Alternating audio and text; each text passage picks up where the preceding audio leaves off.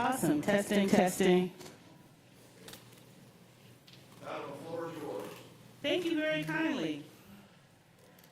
I'm going to invite you to do what I'm doing, and that is to silence your technology.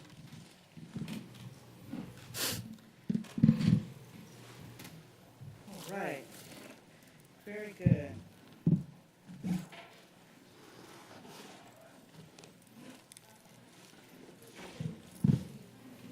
The temperature has been raised to 69. I think it's still adjusting. Do you want to go further? Okay. It is currently 65, but it has been adjusted.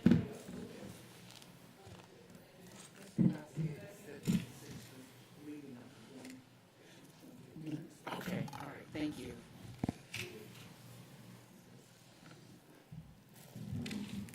As we get settled, I say that it's wonderful to see everyone and to do this work.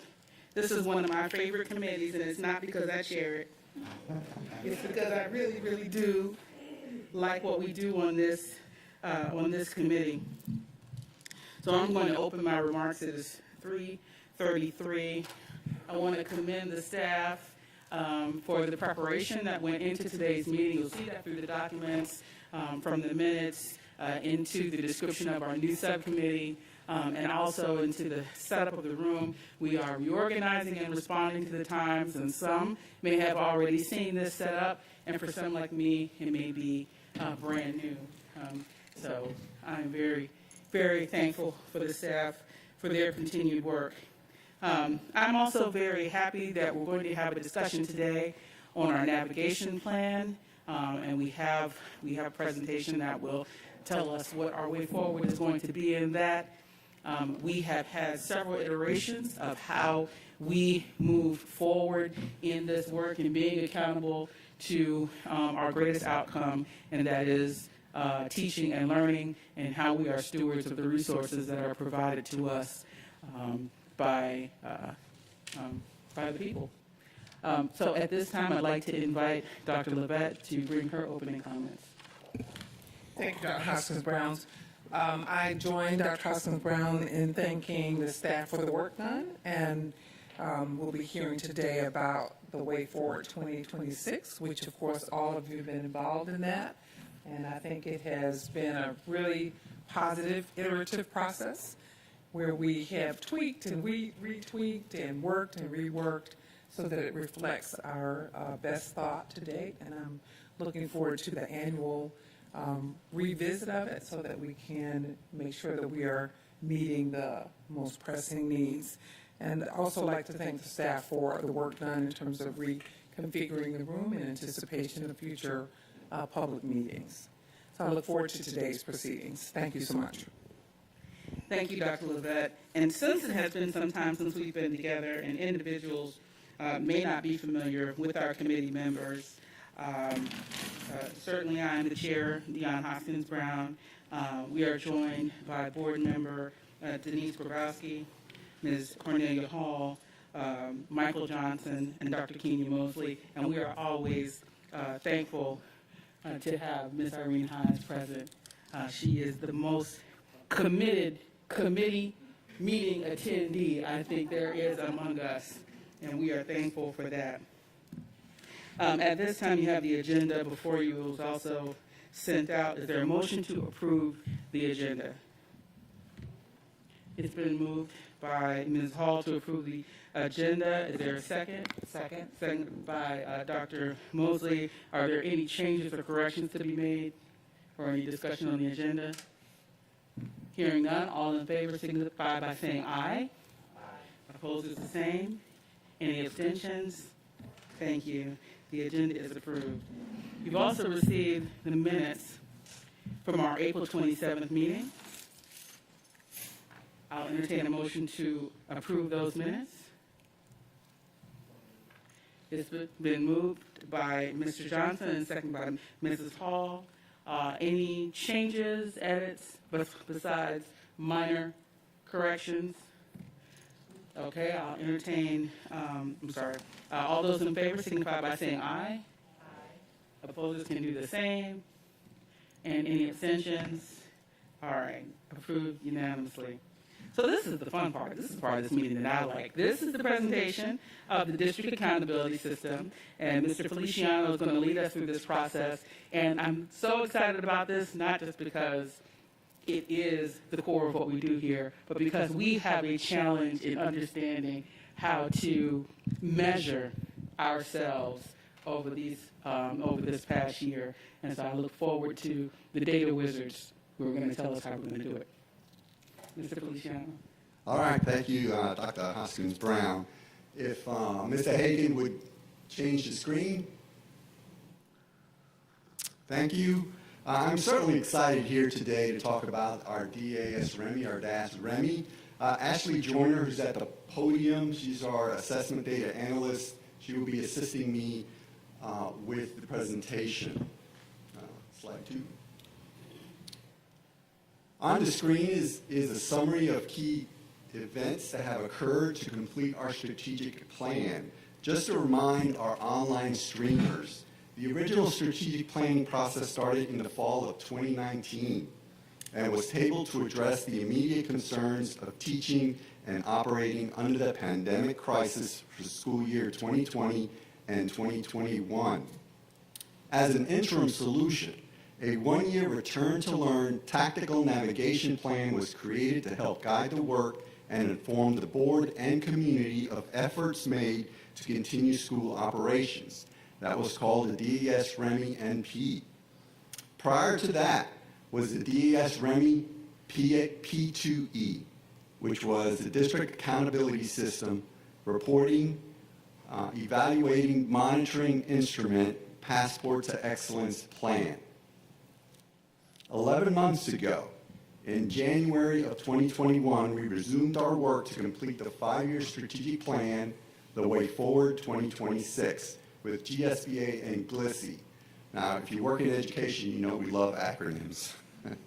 That's the Georgia School Board Association and the Georgia Leadership Institute for School Improvement. Next. The strategic planning process consisted of 4 phases, which included several facilitated planning workshops with the superintendent's cabinet, school board, and staff and community focus groups. In addition, a district-wide survey was conducted in English and Spanish during the month of April. This was followed up with a planning team meeting that consisted of community and staff members and several action team meetings that consisted of district staff only. Next. There are 2 major components to the 5-year strategic plan. The first consists of the vision, mission, guiding principles, priority goals, and performance objectives and strategy maps. This was presented to the school board on August 11th through Board Policy BA Goals and Objectives as a first read. The policy was adopted on September 8th during the regular school board meeting. The second component I will cover shortly. Next. A 1-page The Way Forward strategic plan has been included in the agenda packet for your review. It provides a holistic view of the school board's 4 priority goals and 13 performance objectives. The front consists of the school board's vision, mission, guiding principles, priority goals, and performance objectives, and the back provides a visual of the Way Forward Strategy Map 2026. Next.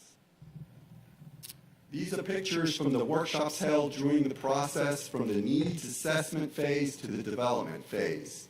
We used online meetings, New Hampstead High School's auditorium, Georgia Southern University, the board, and the boardroom for our work sessions.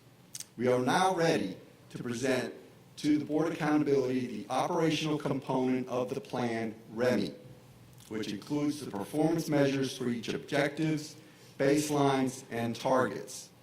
4 action teams worked on these measures, 1 team per goal area. The action team worked under the guidance of GSBA and GLSSI as they developed the operational plan. Goal 1 was championed by Bernadette Ball Oliver, Associate Superintendent of Secondary Schools. Goal 2 was championed by Kirk Hediger, Chief of Public Affairs and Administrative Services Officer. Goal 3 was championed by Ramon Ray, Chief Human Resource Officer. Goal 4 was championed by Larry Jackson, Chief Financial Officer.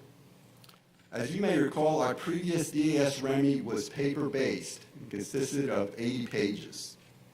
With the assistance of GSBA, I'm excited to say we worked to move the entire plan online. Ashley Joyner will now show us the new location for the reporting schedule, each objective measures, and document location. Thank you, and good afternoon. So what you're looking at right here is the district's homepage within Assembly, and this is where the Way Forward 2026 report schedule will be. Over here to the right, under the links section. If you're familiar with the past DAS REMIs, the paper copies, this should look very familiar to you. The format has not changed very much. We have the goals listed down the left side in the first column here. And the second column next to that are the key performance indicators. Along the top, we have the different months, and each key performance indicator is assigned a month with a report type. Below the matrix, we have the report type legend, and at the bottom of the page, we have kind of a calendar month view. Same information that's being displayed in the matrix above, just a little different view. Okay, and now I would like to go into Assembly and show you the framework and the actual content of the plan. And is this the back side of the plan, or is anyone able to navigate to where you're going now? So right now, you can see in yellow up at the top it says unpublished plan. Okay. So right now it is not public. When it is published, this is the view that the board and the public will be able to see. Oh, very good. Thank you. So as you can see, we landed on what's called the balanced scorecard in goal 1. The navigation between the goals is over here to the right, goals 1 through 4. You can jump through them. Within this table, you can see we're looking at the performance objectives all the way to the left of the table. Next to that are the performance measures. Then we have the baselines that go with each measure, followed by the following years. Two things you might notice is this particular view stops at 2024. The targets do extend to fiscal year 2026. That's in a different view that I'll be showing you momentarily. Another thing you might notice is some of the baselines are missing. The targets don't apply to the baseline, but some of the actuals are missing, and that's because some of these measures are new and a new baseline is forthcoming. Or they're not new, but a new baseline is necessary because of setback from COVID. One thing that's neat about this table is when actuals are filled in the years, they will be color-coded. So, for example, if the actual does not change from the previous year or declines, it will show red. If progress was made from the previous year, but it does not meet the target, it will be yellow. And if it meets or exceeds the target, it will be green. So it's just a really nice way to have a quick glance at the table once the actuals are put in to see what kind of progress we're making. Thank you. I think it's worth noting that that's a coloring system that former board chair Jolene Byrne suggested in looking at this tabular data as being able to color code it so people could understand it very easily. Yeah, very useful feature. Of course, when an actual is put in, that means that there's some kind of supporting document, report, or presentation to go along with it. And to find those, we would look to the performance objectives. So you can see all the performance objectives are underlined because they are links. So we would click on the performance objective. And what this is just a detailed view of the plan within this objective A. So if we want to see the reports for the measures within Objective A, we would just click on this heading, and this table comes up. This is essentially just another view of that goal scorecard. You can see here are the years that were missing in that prior view. Down here at the bottom under supporting documents is where you would find all the reports, documentation, and presentations for each measure. And this is just an example PDF in here, and when you click on it, of course, it comes up nicely as a PDF. And with that, I'll hand it back over to Mr. Feliciano. All right, I'm going to go ahead and go over each of the goals and their measures. After each goal, I will open up the floor for any questions or comments that the committee may have. Okay. So as you can see, under Goal 1 that was championed by Bernadette Ball Oliver, this goal has 4 objectives and 11 measures under it. The first objective consists of 3 measures that focuses on the graduation rate, credentials of value, and gender diversity and non-traditional program. Concerning the graduation rate, we're looking to achieve or maintain 90% or more on the cohort graduation rate. On the credentials of value, this is an umbrella that covers multiple items that you see on the list. So it could be end of pathway assessments, dual enrollment, or work-based learning. Under gender diversity in non-traditional programs, this is a measure that the State Department is monitoring. So examples of these non-traditional programs are like computer science, engineering, healthcare science, construction, and automotive. The second objective consists of 2 measures that focus on what I call Roggle and Noggle, which is reading on grade level and numeracy on grade level, and we're looking at grades 2, 4, and 7. The third objective consists of 3 measures that focuses on kindergarten students for early reading and math skills, pre-K students for early reading and math skills, and pre-K classes, increasing the number of classes available to our community.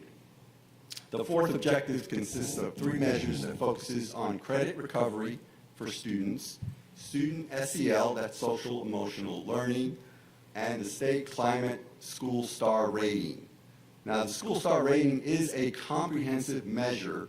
It is a scale from 1 to 5 and is based on 4 components. The first is a survey that measures students, teachers, and parents' perception of the school's climate. The second is student discipline, which is a weighted suspension rate. The third is safe and substance-free learning environment. And the fourth is attendance of teachers, administrators, and staff, to include students. These are the measures under Goal 1. Any questions or feedback on those measures? First of all, is there some place we can go to see each high school's graduation rate, or we're always able just to see the composite of all 11 high schools? No, we would provide a presentation to the board that will list all the individual schools and the graduation rates. Okay, all right. And on the maintaining typical, I'm sorry, wait, let me put my glasses on. Grades 2, 4, and 7, those, we had talked about the fact that we were going to really push for all students at grade level 3. But are you saying because that's a tested thing, we're going to do 2 and 4 rather than where the kids are at the, so at the end of 2nd grade would be where we know if they're actually reading at 3rd grade level?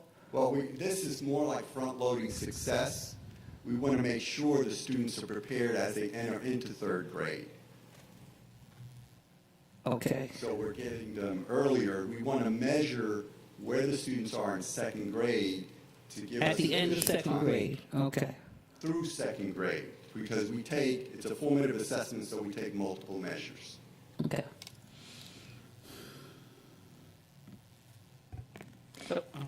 And the other thing, Dion, I don't know that the public would know what our non-traditional programs are. They probably need to be spelled out like you did, computer science and that kind of thing. And you're absolutely right, because I didn't know what it was. I had to ask. Yeah, and it differs. And, people say science, but it's not really science. It's particular science and STEM disciplines. I really like, this is an opportunity for me to say that I really like this interface and I understand the amount of work that went into it. This is I mean, this is a pretty strong assessment matrix with evidence attached to it. So instead of having to go into board docs and search for the annual report, or if you're someone like me, I keep the paper copies of all of the annual reports that are in that calendar that you started the presentation with, and then at the end of the year, look at it when we do our evaluations. You know, everyone can't and won't do that, but being able to click on the one that is of interest to you and then find the evidence right there, I think really illustrates the transparency that we're trying to offer. And you know, it's not quite the same, but maybe if you want to know that for a particular school or set of schools, when you click and go to the evidence, then you'll see those performance measures in that report for the schools that you're looking for, if you're doing a dive that deep. Yes, ma'am. The reports that we provide will not only summarize at the district level, but we also go into each individual school depending on the report that's being provided. And we do subgroup information too. Thank you. And you know that's one of the things that I keep saying that I think parents want to know is how is my school doing? Where can I find that information? I know that the Chevron reports did something of that. It's nice to see that in our progress, there's still a way to find that information at the school level if you're looking for it as a parent. How did this school do in this area that's important to me? So thank you for that. What do you think about, because I'm thinking someone looking at this and, you know, we'll see all these wonderful, wonderful outcomes for some schools, and then others will be kind of not so wonderful. How do we address what we could do to make those schools better? What is this telling us that we need to do, whether it's allocation of resources or what do we need to do? Not just, well, this is it, and that is what it is. So this as a data portal itself, I don't see it being able to tell that to parents. The executive summary on the reports is normally full of the recommendation from staff after they have analyzed the data. So if they go to this portal, they may not see that. If they listen to this meeting, they may hear a part of it, but the comprehensive treatment on what to do in areas where we're struggling is either happening in the summary of the report or in the board meeting when the report is given. And that's really the only place, unless it's picked up in the equity subcommittee, which I'm really excited for you to introduce That's today. where I'm going. Yeah, so that's a place for it to happen, and that is the role of that committee, is to look at, okay, what are the data telling us that we need to do, and how do we strategize around it? Yeah. That's probably going to fall in your basket. Or what's happening in these classrooms where we're seeing these fabulous outcomes that's not happening in the classrooms where we're not seeing it? You know, those kind of, so that you're right, that couldn't be in a chart, but Right, yeah, it's hard to see that in the chart, but it could come out in academic excellence, and I think that's what a lot of that was promoting what's working not only in the places where they were already doing well, but a lot of the strong presentations over the years in that committee meeting has been what is happening in the places where we've seen a significant pivot. Ms. Grabowski, and then I'm sorry, Ms. Hunter, she had her hand up for a while. First, I just want to echo Dr. Hoskins-Brown on the format and the functionality and the accessibility. I think it's fantastic. I love that it's interactive, that it, for those people who want to take a deep dive, they can dive in and find the reports if you just want to get a glance. So kudos to the team on that. I think it's wonderful. I did notice, and this goes a little bit to your point, Ms. Hall, under the maintain, what did you call it, the Romo and your Rockle. That's a new one to me. But that we're looking at the growth, which I think is something that we've talked a lot about as a board.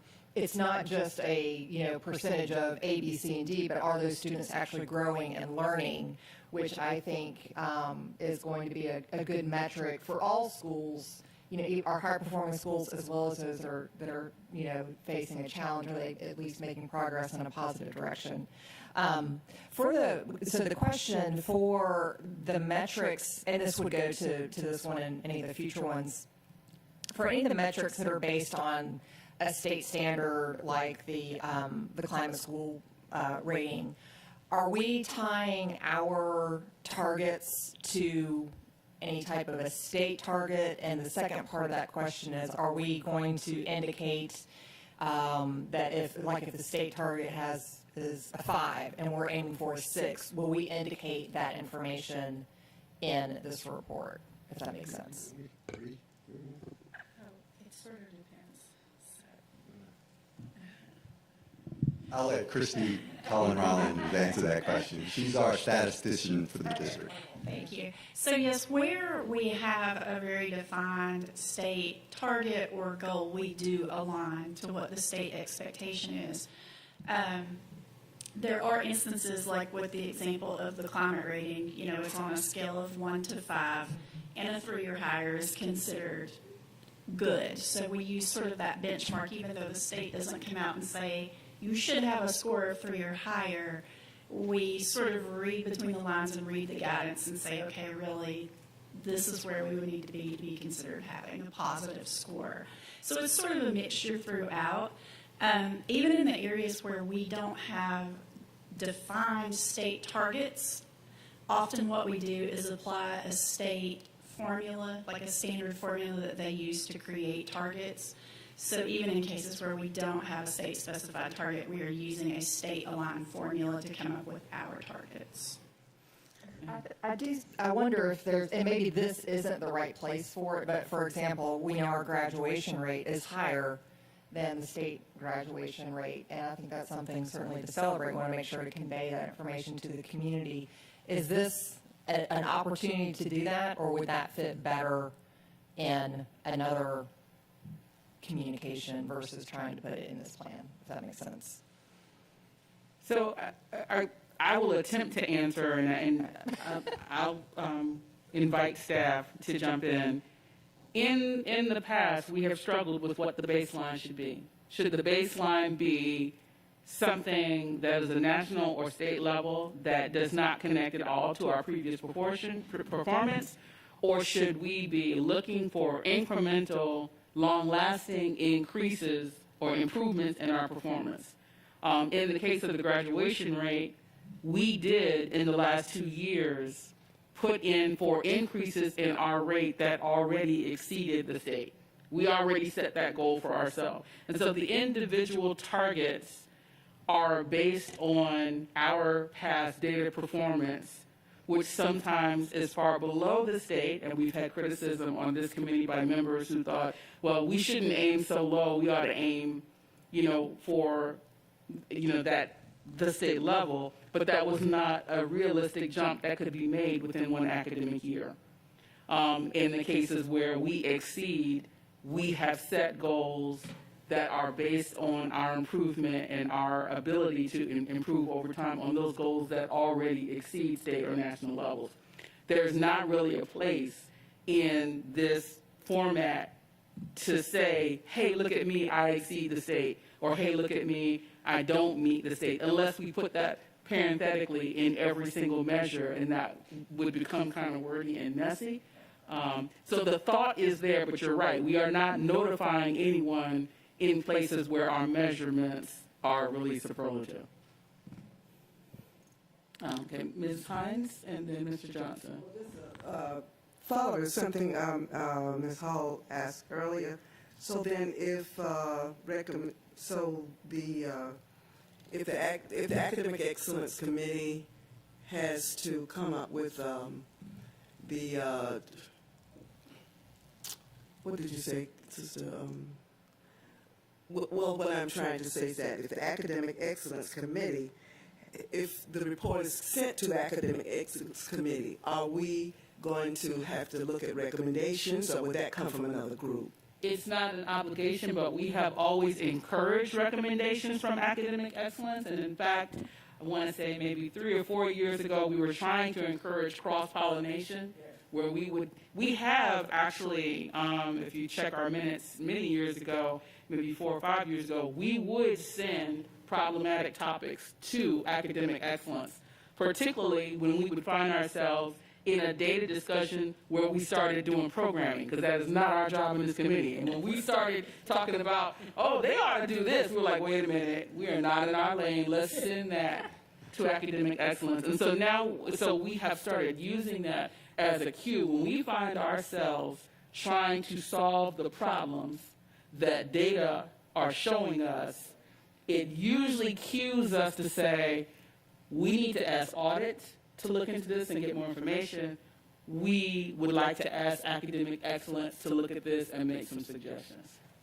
You're welcome. Mr. Johnson. Excuse me. I kind of want to tag team on how when you answered Mr. Growski's, that also usually in like the executive summaries when we get the reports, they will highlight those areas that are better than the state. And also they'll highlight the areas that still needs a lot of improvement on within those executive summaries when we get the reports, as whether it's in a board meeting or in a committee meeting. Thank you. Mr. Feliciano, do you want to continue to your next measure? Yes, we can move on to goal 2.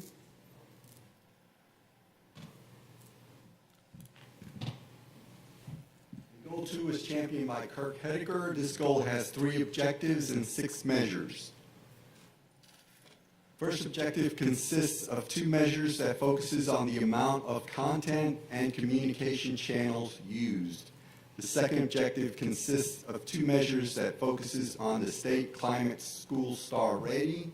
As you know, we talked about this in goal 1. It has a measure using the climate school star rating. That particular one is focused, for goal 1, is focused on the students. In this one, goal 2 is focused on the parents. Also, professional development in communications, engagement, and partnership development is a measure that we have under that objective. Goal 3 objective consists of 2 measures that focuses on feedback and input from a variety of stakeholders and the opportunity to participate and volunteer in school and district level events. This includes goal 2 measures. Are there any questions or feedback? Go on, Mrs. Hall. Be your authentic self. This is so exciting, though. But I think, right now we haven't, we have to be determined. But I think the iReady platform, to the extent that I understand it, has made leaps and bounds with our communication with our parents. And Dr. LeVay, you can tell me if I stray off, but it just seems to me what I'm hearing. Parents are telling me it's no longer, Connie, do you have any homework? They look and see what your homework is. And what the pandemic has done is that whole thing about teachers sitting around like the lonely Maytag repairman and no one coming in to see at student conferences. Teachers are talking to parents all the time now through Zoom and Teams and everything else on an active basis in real time, so that whole thing of parent conferences and stuff is kind of archaic now in terms of waiting for, we can't get the parents to come to school. Well, they don't have to. We can.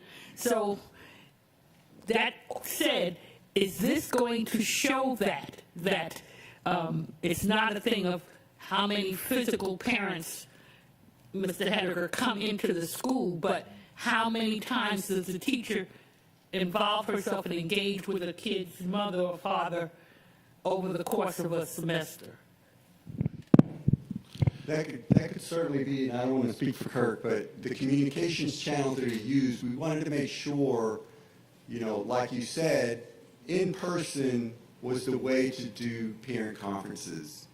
Well, if you look at the communication channels that are available today, there is a whole variety of ways. You can even use Facebook to communicate with parents And in looking at the articles that I'm reading, the younger generation, they want to do Instagram and online, right? So you have to provide that variety of communication based on what a parent feels comfortable with in communicating back with the school. So the communication channels is there. That's one of the measures we're looking at to ensure we capture that information. That's under, it's hard to read that from here. Objective 1. Objective 1. If that's true, if what you have said, Ms. Hall, is true, that the increased options for communication are going to positively affect the measures, then all of these measures, the number of schools, number of communication channels from number 2, the increase of the amount of content provided, the schools getting professional development, opportunities for stakeholders to share feedback, all of those things ought to significantly increase because the previous barrier would be gone. We don't have, there's nothing here that allows you to decouple face-to-face and virtual option. You will not be able to know what is driving it. You will only be able to presume that it's the increased number of channels unless you take a survey and ask, what channel did you use or how was this partnership or communication facilitated? So we can speculate, but as it is written here, you won't be able to pull it out, but you would be able to potentially detect it as higher numbers in all areas. Yeah, I hope we'll see lots of greens. And that goes into the professional development that was listed there by the team. We need to train the schools on how to use these tools that are online properly for communicating not only with parents but with business partners and the local community. David, I think a lot of schools already know. I know, and let me get Garrison, I know Garrison has it down pat. Even to the dance teachers, you know, not just your nozzle and roggle, but all the areas of the kid's life. The teachers are involved with the parents. And Dr. Levette, I would love it if we could just get a demonstration of iReady, if the board could just see where we are with that, because I'm sure they'd be fascinated to find out. Okay, Dr. Levette, then Mr. Johnson, then Ms. Hines, and then I think that I'll move to the next one. One of the things that I think we didn't capture last year formally, but we recognized based on being in virtual mode, was we had a greater parent involvement and a greater number of people who actually assisted their children with instruction or online. Think about pre-K and kindergarten and first graders. They were online with their parents most of the time and then communicated during office hours with their teachers. So if we had to go back and dig that up, that'd be a mammoth task, but I think if you talk to any teacher, he or she would advise you that there was a greater parent involvement. If you look at our social media platforms, the numbers went up exponentially. I think one of the things that we've heard repeatedly from parents is, please do not send me another survey. I surveyed out. I responded to surveys. In fact, a number of our survey responses last year, including our strategic plan, we had more survey responses than most of the districts larger than us. So we had a lot of involvement. Our challenge is going to be establishing baseline. That's going to be our challenge. So we can use this year to actually, as Dave said, to instruct schools on how to capture that, the number of visits to that homepage, the number of parents who responded to a particular event. Those are things that we can capture, much like we do now. We don't always issue a paper invitation. We will sometimes issue an e-invitation. So there are a number of ways that people are engaging that I think we will need to really try to catalog and get a stronger sense. But I think if you ask any teacher, or any staff member. There was just a great number of interactions that we had not had prior to the pandemic. So it'll be difficult for us to capture it now, but I do think we can at least ask how many people are going to your page, visiting your page, which we can capture that. How many people are responding to invitations, and how many people are actually showing up. So I think those are things that we can start most immediately. Johnson, Ms. Hines, and Dr. Mosley, who I've been overlooking, I apologize. A couple of things. One, I would like to say that I think we need to really embrace the fact that we have so much more parental involvement in the students' learning and figure out how to continue that. I was actually talking to a teacher who's another parent on my son's soccer team. And he's saying, what he told me is that the greatest thing ever invented for teachers was Zoom for parent-teacher conferences.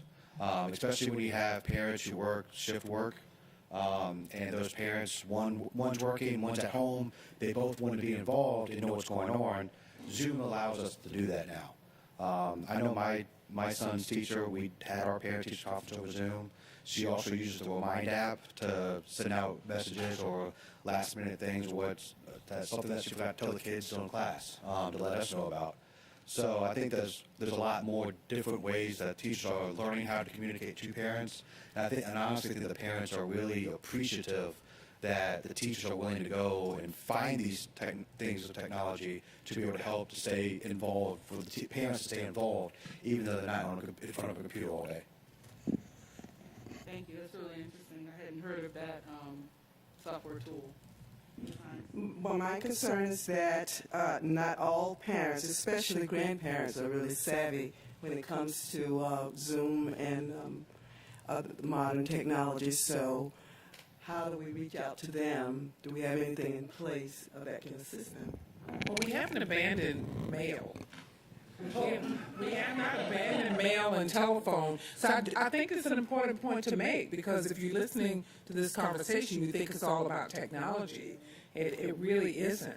Technology's added some additional convenience and some additional tools, but we still have quite a number of parents who are calling in, and we're responding to them, and we are still, based on our budget and our expenditures, we're still mailing out.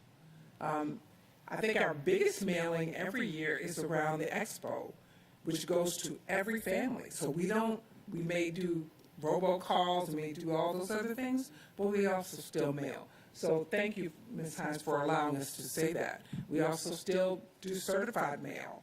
We do notices to parents, often in conjunction with what we do technologically, but I think it's a really good point that you make. We don't want people to think we're only relying on the technology. Dr. Mosley. Mine was a question until Dr. Levette made her initial comments.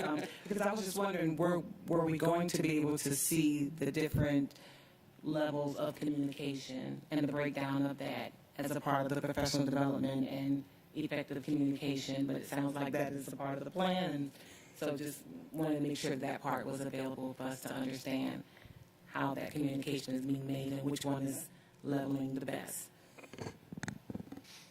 If I could just add to the group's discussion, that narrative actually was the big guiding principle behind coming to the core of the way this measure is actually written. And one of the things that you'll find is this is a large overarching measure, and there'll be a number of strategies underneath it in action steps to achieve and get to what it is that we're trying to hit on this particular measure. And Ms. Hines, to your point, you'll note that the way it's written, and it falls under the objective area of diverse audiences. So that's a key thing to remember too, because when we went into this, part of the narrative was, how do we also reach those who have communication barriers, who may have language barriers, who may not be dialed in with technology? And one of the ways to do that is not only to enhance your content, but to enhance and look closely at your method and your vehicle. So really what it ends up being is content and channels and how we're tracking those. And we really hadn't in the past looked at it that narrowly or that specific. Now, I use the word narrowly there because it helps guide us in that objective, but there's a wide range of strategies and action steps that we can take to get to that when you have a district of our size, because you're not only talking about district level, but really when you get to the granular side of it with our schools. So this is a really, I was talking with Dave a little bit before the meeting and said I'm really feeling much better about this walk, because when we started, the funnel was this wide, and it had to be honed down to the smaller point, and it's kind of refreshing to see that we have only 2 in each area that provides a bit better of a hyper focus so that you can get stronger action steps to the outcomes. Great, thank you. So just minding our time, we have 3 other items, 2 which may generate a fair amount of discussion, 1 not so much. So shall we move to the 3rd priority? Goal 3. All right, this goal has 3 objectives and 4 measures. The first objective consists of 2 measures that focuses on the retention rate for support staff and faculty members. The second objective has 1 measure that is based on qualitative data that will be obtained through surveys. And the third objective has 1 measure built on pathway participation and opportunities. So that concludes goal 3 measures. That was championed by Ramon Ray. Any questions or feedback? Where in this, if at all, does our progress on the compensation plan lie? That's a good question. I guess it's right here. I mean, I can't imagine it's not in there, but it's not intuitive from the objectives which one it falls under.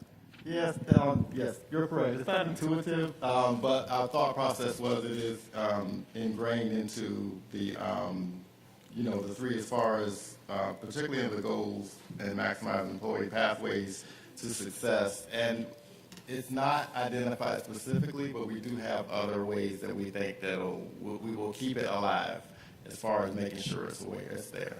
We've had some other thoughts on that too. Okay. Mrs. Hall and Mr. Johnson. I don't have a date certain yet, but I'm hearing that as of the beginning of the year, the city of Savannah is raising all salaries to $15 an hour. I do not want us to lose lots of our wonderful employees to that initiative, so I do want us aware that that's happening. Mr. Johnson and Dr. Levesque. Just a quick question. What's the percentage of the staff that usually responds to surveys? I'm just curious. Christy. Not to put you on the spot or I'm anything. almost afraid to say it off the top of my head, and to some extent, it depends on what the survey topic is. Okay. I think typically it's not unusual for us to get staff response rates of around 60 to 70%. But again, like I said, if you look at individual surveys, it's going to vary pretty widely. Thank you. Dr. Levesque. Thank you, Ms. Hall, for your comment about the city's movement. I did inquire of Mr. Ray several weeks back, not in anticipation of this action, but looking at the lowest hourly wage. You might recall several years ago, I don't think it was that long ago, pandemic makes everything seem like it's 10 years ago, we looked at our student employees. We did not want a regular employee to make less than a student employee. And so at that point, I think our lowest student employee makes $10 an hour, our lowest. I want to make sure that I point that out. At this time, we have a very small number of employees who make like $12 or $13 an hour, somewhere in there. But we can do a breakdown and take a look at that. We did have some adjustments, as you recall, that you are aware of, that we made in July. So we'll do a breakdown of that and take a look at it. But I can recall clearly, and I'm sure Mr. Ray knows off the top of his head, we did do an analysis several weeks ago. to look at the number of employees who were operating under $15 an hour. Let me add to that. Dr. Levette's correct that looking at that, the change that we made in June, I just want to make sure we're clear, that change affected the current employees. So current employees have a lot of movement up to, several $1,000s that they receive depending on their position, from the lowest end all the way up to the highest end of our hourly. But it did not change us as it relates to new hires. New hire changes, other than what we did back in 2016, which we eliminated grades and we eliminated steps. The only way to impact new hires, and you're talking about changing to 15 or whatever, is to have larger COLAs, or that's really the only way we can do it, only way we can accomplish it. But we have a set scale. We can't change the scale, because when we change it for one, we have to change it for all. If you try to change the custodians, then they'll end up making more than the head custodians. If you try to just change the school nutrition assistants, they would make more than the lead assistants. So it really needs something that happens to the full scale. So that's the next phase of what we need to be doing, is doing something to the full hourly worker scale, and that would create those increases that we need. Is there a timeline on that? Well, our phase was to try to get to the 2-to-1 to 5-to-1. We've done that. So yes, it's part of the next plan that the superintendent asked that we will do through 2026, I believe, 2026. So yes, it's going to be in that to be able to accomplish that. As far as the timeline, it's going to depend on what we're able to do, Ms. Hall. So, we will propose it as we see how this year goes, because we did have a $9 million impact on the change that we did make in June, and finance is trying to make sure that is something that we don't carry on in the future. So we need to some degree, go slowly, but I was just letting you know that incremental change. One was to our current employees to be able to start hiring better, and we can hire better. I mean, example I brought to the board, or that we've had on the board agendas, was a nurse. That we don't have problems hiring nurses right now, but we did have problems, literally a year ago. Well, that changes because one example of a nurse that I showed was if we hired the nurse in May, the nurse would have made $46,000.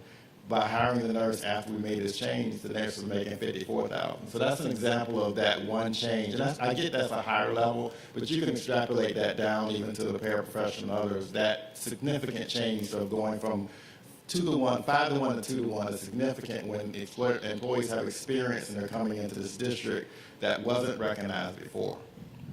Well, Dr. Levette, everyone is very aware of your generosity in terms of the retention bonuses and that kind of thing. I think that's a big step forward, but people are talking about the process that affects their pension and their retirements, not just, here or there getting a generous bonus. So I'm glad Dr. Hoskins-Brown is bringing up that compensation plan again, because it's vital for us. I do think we also need to make sure, because this is a public meeting, I want to make sure it's on the public record. Number one, we hire more people in the city. We employ 5,600. We have 5,600 employees.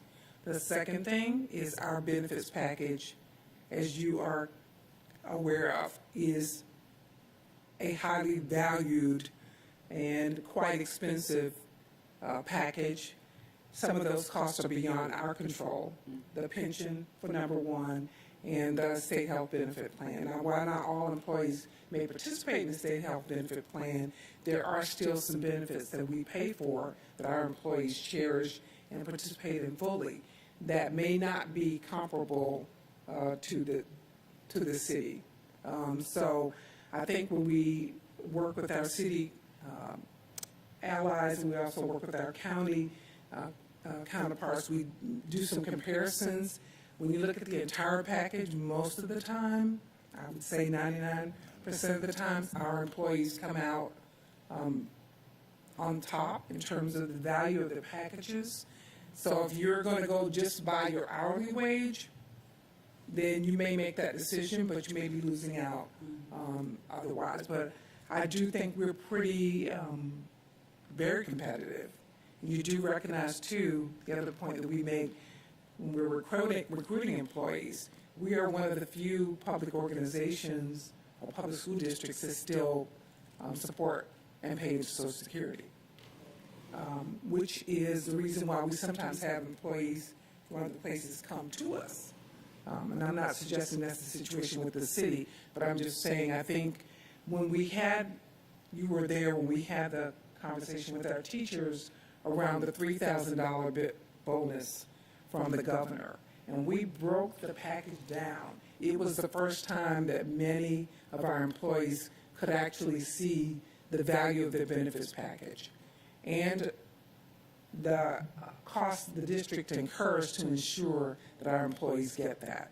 So one of the things that I keep saying is that we need to help people understand the value of their benefits package, because they often undervalue it simply because they don't know about it. But we are certainly going to continue to look at our pension plan, which is one of the best in the nation. I say that proudly, although I'm not always happy about the unfunded mandates that come along with that. And I also am happy that we are continuing to adjust, as Mr. Ray said. Our commitment is to make sure that we are looking at all employee groups and not just some. So thank you for allowing me to share that. Thank you. Mr. Johnson, did you already speak? Okay. All right. So we'll move forward to fiscal responsibility and resource stewardship, our priority goal 4. All right, goal 4 was championed by Larry Jackson. This goal has 3 objectives and 7 measures. First objective consists of 3 measures that focuses on student transportation, technology, and school expenditures. Second objective consists of 2 measures that focuses on the environment of district facilities and student behavior referrals. Third objective consists of 2 measures that focuses on external financial evaluations and opportunities for stakeholder participation. This concludes goal 4 measures. Okay. Any comments or questions? I think we started bleeding into fiscal concerns in the last priority. If there are none, we can move to the approval of our calendar for this year. Or if there are, yes. Yeah, I just want to add that in addition to the KPI that Ashley Joyner talked about, the board will also receive KPOs. We also have KPOs from our previous DAS REMI, which consisted of the Swiss measures. We provide a report due to the pandemic that has been put on hold. So our status as a Swiss district is on hold until the State Department lets us know what's going to happen because our contract has expired. And also GMAS, which is also a key performance outcome that we So provide. make sure you tell them what Swiss district is, strategic. Strategic waiver school system. So there are 3 types of districts in the state of Georgia. One is a charter system, one is a Swiss system, and the third is a traditional or non-waiver school system, which is not allowed to ask for any waivers from state statute or state board rules. And there's only 2 districts in Georgia that has chosen that traditional one, but the majority are Swiss districts. Thank you. And KPO's key performance outcomes. Thank you. Oh, I'm sorry. Ms. Borowski. Just before we move on to the calendar, thank you again for the great presentation and all your hard work on this. I also I like your really simple one-pager that's presented. I think this is really fabulous.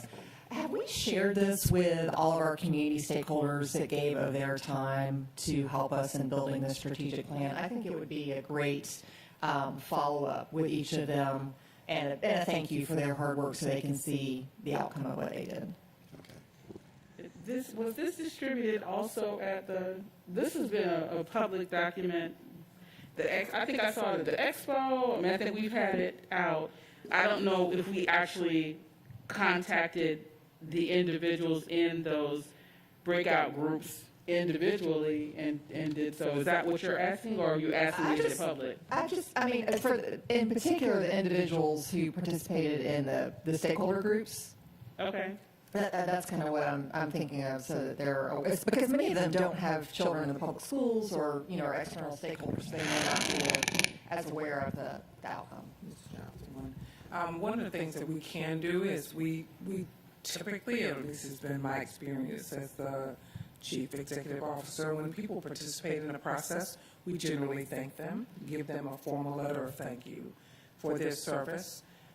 One of the things we can do, especially because this is the time of year when we thank people again for their service to us, we can make sure that for those who did not receive the copy, that they can receive it. Mr. Johnson? Sorry, I didn't think about this before because this was back in Goal 1. Do we have a mechanism to have our website at least to be translated into Spanish?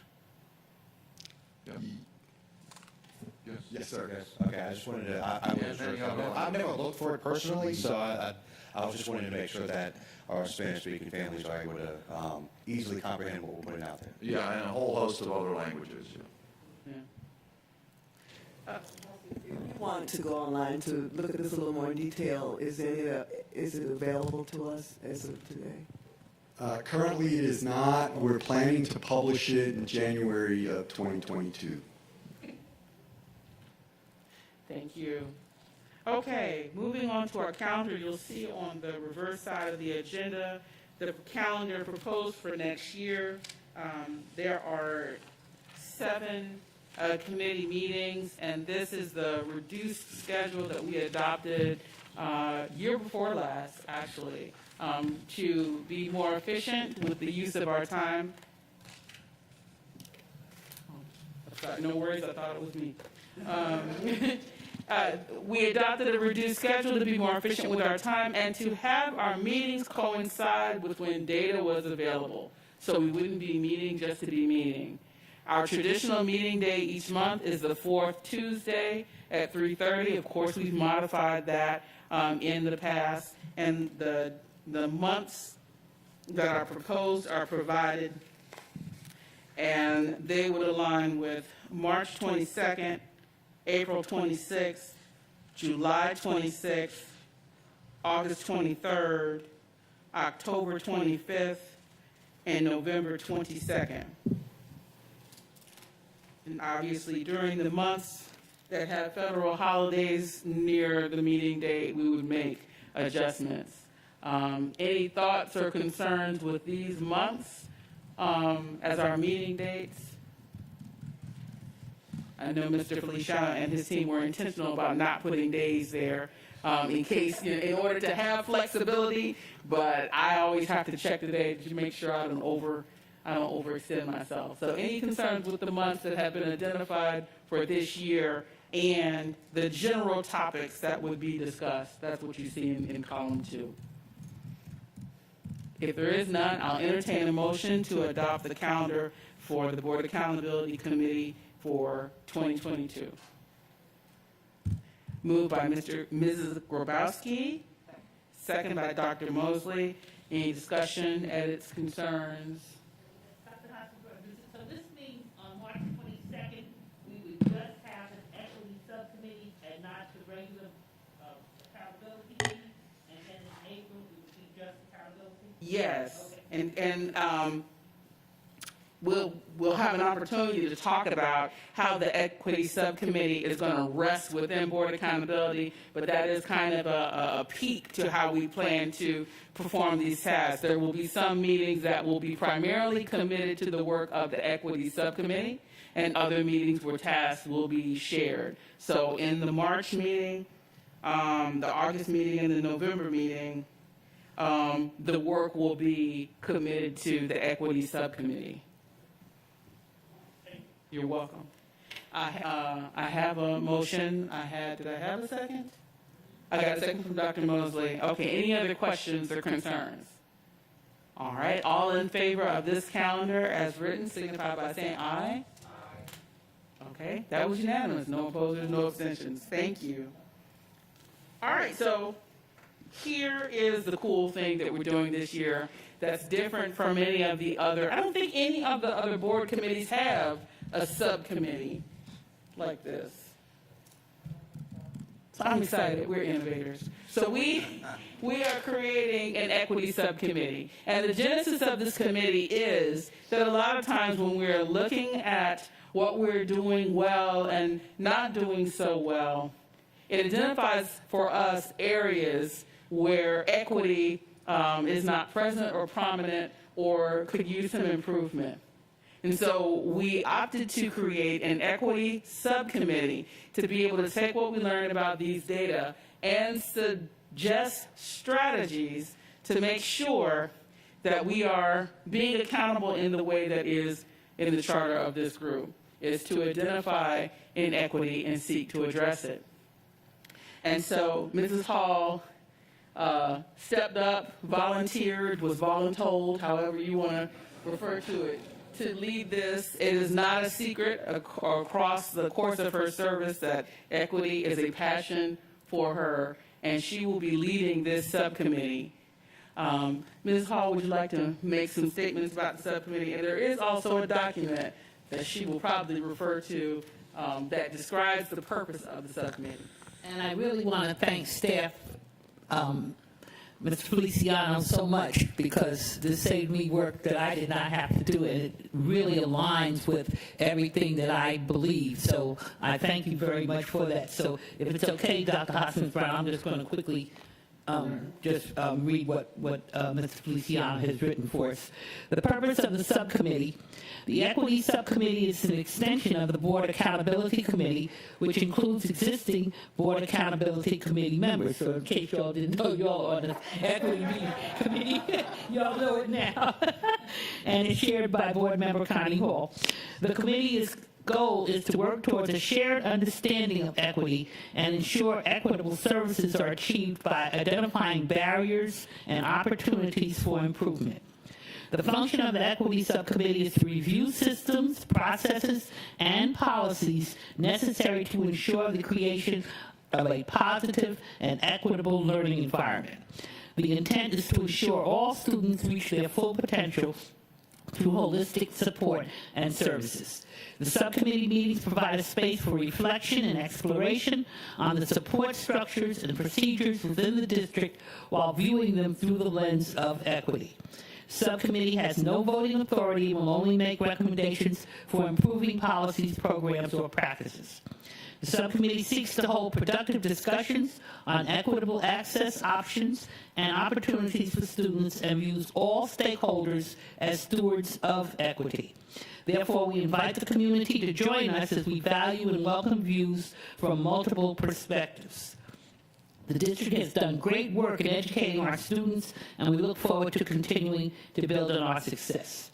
To provide access, opportunity, and engagement for all students by identifying and eliminating barriers of inequity that may have prevented their full participation. That is the vision of the subcommittee.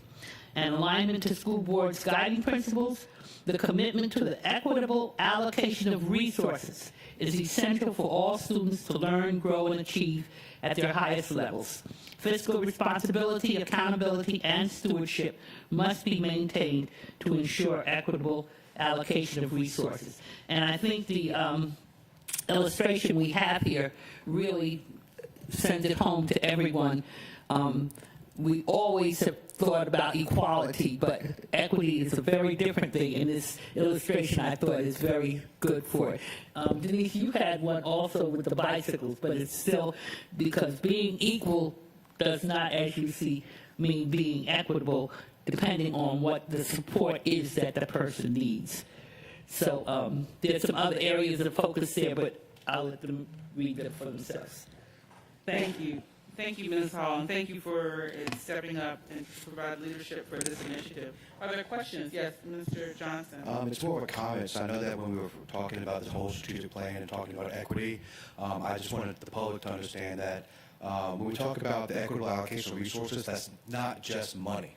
That's also personnel and technology resources and support and coaches for the teachers and the staff as well. So it's not just dollars and cents. It's the whole package to make sure that the schools and these students that need the extra help are able to actually put more of a laser focus on what those resources are to make it better through policy and do recommendations for staff of things that they might not have thought of. That's absolutely correct. Thank you for emphasizing that. Question. Ms. And Long. another comment about that. I was talking with someone and they said, well, our schools in our poor neighborhoods, they have Title I, all those federal funds coming in. So you're exactly right, Mr. Johnson. It's not just about money. In fact, I would say it's more about experiences. As I said a little earlier, we were talking about what's happening in our classrooms in some of our schools, that we're having these great outcomes from our students, and then what's happening in other classrooms that for some reason we're missing the mark. So it's certainly lots more than just the money situation. Well, this has been a productive and effective meeting. Our next one is scheduled for March 22nd, but that doesn't mean the work does not continue. We will be approving our way forward in October. We'll be approving our document. Don't we approve this every October, November? Or did we already approve it this spring and we don't have to approve it again? No, this one will go to the superintendent when we finalize Remy Okay. for her approval. Okay. And Dr. Hoskins-Brown, even though we're saying, that the money part is just a part, I'm just thinking, when do we make additions, subtractions, and things to the budget going forward for 2022, 23 school year? I'm not sure because we've changed our budget process and calendar. Has some thought been put into that that's available for public consumption, or is that still in development? The actual process is still in development. We will have, just like in prior years, we will have sessions where we will get school board members' input on items that you would like to consider in the budget, but we will also have a couple of public meetings so we can get input from the stakeholders also. But we should have a calendar, not sure if it's scheduled for the December meeting, but at least by the January meeting, that we will bring back to the board that will outline the process.